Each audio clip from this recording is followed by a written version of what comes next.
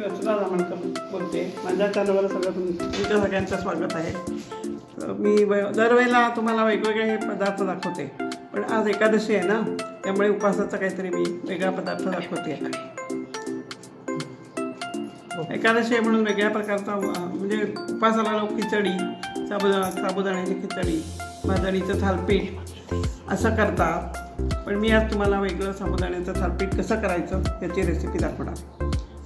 आता त्याचं साहित्य, हा 5 तासापूर्वी भिजवलेला साबुदाणा आहे. 5-6 तास तरी तो भिजायला पाहिजे. आणि तो साबुदाणा कसा भिजवायचा माहिती आहे का? साबुदाणा स्वच्छ धुवायचा, धुवून त्याच्यामध्ये पण थोडं पाणी घालून ठेवायचं आणि मग 10 मिनिटांनी ते पाणी काढून टाकायचं आणि मग त्यात थोडं पाणी राहील असं ठेवायचं, एकदम कोरडा करायचा नाही, नाही तर साबुदाणा चांगला लागत नाही. असा हा साबुदाणा भिजवलेला आहे. नंतर हा 2 बटाट्याचा किस केलेला आहे. 2 बटाट्याचा किस सालं न काढता किसून धुवून ठेवला आहे.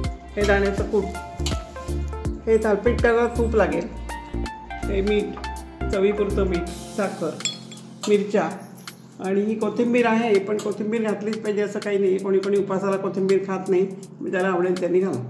आणि साबुदाणा भिजवायला पाणी लागेल. थालीपीठाचं पीठ कसं भिजवायचं ते दाखवते.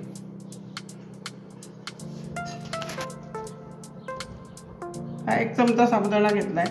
त्याच्यामध्ये थोडासा बटाट्याचा किस, आपण मगाशी सांगितलं ना किसला येतो तसं, दाण्याचं कूट, चवीपुरतं मीठ, थोडी साखर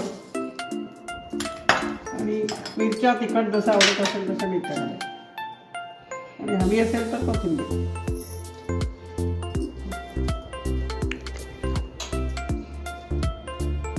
आणि पाणी.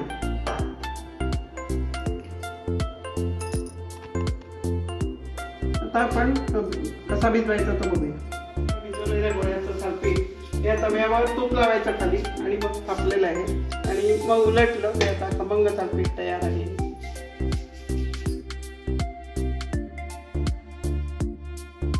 साबुदाण्याचं थालपीठ तयार आहे आणि दाण्याची चटणी केली बरं का मी. दाण्याचं कूट, तिखट, मीठ, साखर आणि दही, अगदी साधी आणि सोपी पटकन होणारी चटणी. आता तुम्ही खाऊ.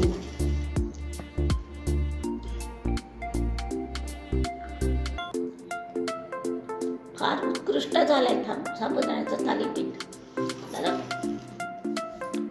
आता हा तुम्ही व्हिडिओ बघा, लाईक करा, शेअर करा, कमेंट करा आणि सबस्क्राईब करायला विसरू नका.